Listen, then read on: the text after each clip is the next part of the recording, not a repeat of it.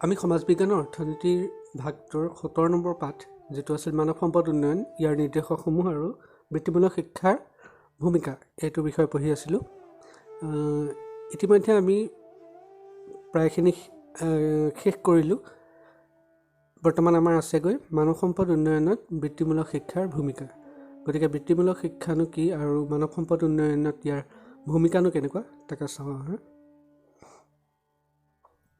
বৃত্তিমূলক শিক্ষা কাক বোলে? যি শিক্ষা গ্ৰহণ কৰি কোনো ব্যক্তিয়ে কোনো বৃত্তিত নিয়োজিত হ'ব পৰাকৈ কৌশলী হৈ উঠে তাকে বৃত্তিমূলক শিক্ষা বোলে। এতিয়া বিভিন্ন ধৰণৰ শিক্ষা আছে, যেনেকৈ আমাৰ স্কুল কলেজৰ শিক্ষাটোক আনুষ্ঠানিক শিক্ষা বুলি কোৱা হয়। এই আনুষ্ঠানিক শিক্ষা লৈও আমি কোনো এটা বৃত্তিত নিয়োজিত হ'ব পাৰোঁ বা কোনো এটা চাকৰিত আমি যোগদান কৰিব পাৰোঁ। কিন্তু বৃত্তিমূলক শিক্ষা হ'ল এনেকুৱাবিলাক শিক্ষা যিবিলাক শিক্ষাই কোনো চাকৰি নকৰিলেও বা কোনো অনুষ্ঠানত চাকৰিত নিয়োজিত নহ'লেও স্বনিয়োজনৰ পথ মুকলি কৰি দিয়ে। স্বনিয়োজন মানে নিজেই নিজৰ কিবা এটা কৰি পেলাই উপাৰ্জন কৰিব পৰা পথ মুকলি কৰি দিয়ে।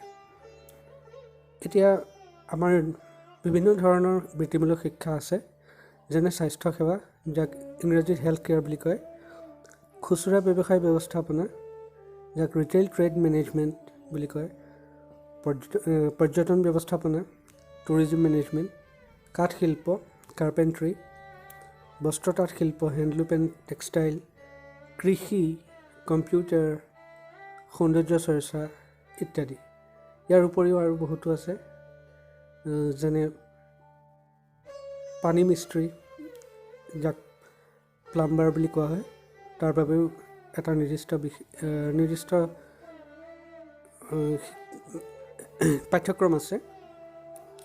ইলেক্ট্ৰিচিয়ান, তেনেকুৱা বিভিন্ন ধৰণৰ যিবিলাক শিক্ষা গ্ৰহণ কৰি মানুহে পোনছাতেই কোনো বৃত্তিত নিয়োজিত হ'ব পাৰে বা এটা উপাৰ্জনৰ পথ মুকলি কৰি ল'ব পাৰে।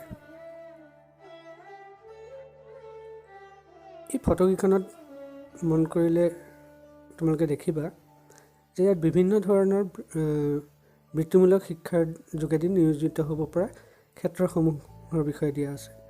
প্ৰথমটো হ'ল যিটো খুচুৰা ব্যৱসায় ব্যৱস্থাপনাৰ কথা কৈছিলোঁ, কেনেকৈ এখন দোকান দিব লাগে, কি ধৰণে কি কৰিলে এখন দোকানত গ্ৰাহক বেছি হয়, তেনেকুৱা ধৰণৰ কাম কাজবোৰ এই পাঠ্যক্ৰমত শিকোৱা হয়।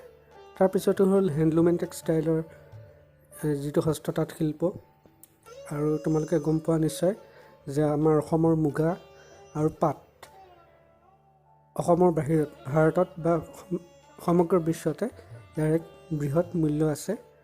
ইয়াৰ উপৰিও বিভিন্ন ধৰণৰ বস্ত্ৰ তাঁত শিল্পৰ উদ্যোগত প্ৰস্তুত হোৱা বস্তুৰ আদৰ যথেষ্ট আছে, যাৰ বাবে সেই বিষয়তো চৰকাৰে কিছুমান পাঠ্যক্ৰম প্ৰচাৰ কৰিছে। সেই পাঠ্যক্ৰমসমূহৰ গ্ৰহণ কৰি পেলাই মানুহে নিজৰ এটা বৃত্তি আহৰণ কৰিব পাৰে। তাৰপিছৰজন এজন ইলেক্ট্ৰিচিয়ান, তাৰপিছৰখন বিউটিচিয়ান,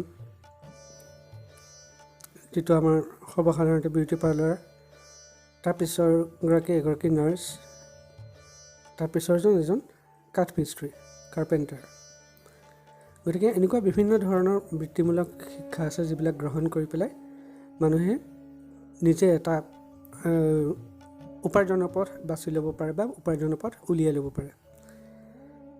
এতিয়া ভাৰতত বৃত্তিমূলক শিক্ষাৰ অৱস্থা কেনেকুৱা তাৰ বিষয়ে আমি চাবলৈ গ'লে, এতিয়া আমি গম পাওঁ যে ভাৰতখন এখন ভাৰতত গোটেই বিশ্বৰ ভিতৰতে ভাৰতত সকলোতকৈ বেছি যুৱ শক্তি আছে বা যুৱচামৰ মানুহৰ সংখ্যা বেছি।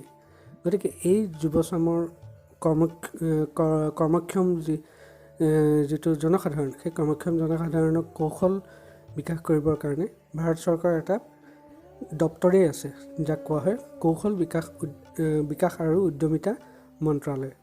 এই কৌশল বিকাশ আৰু উদ্যমিতা মন্ত্ৰালয়ে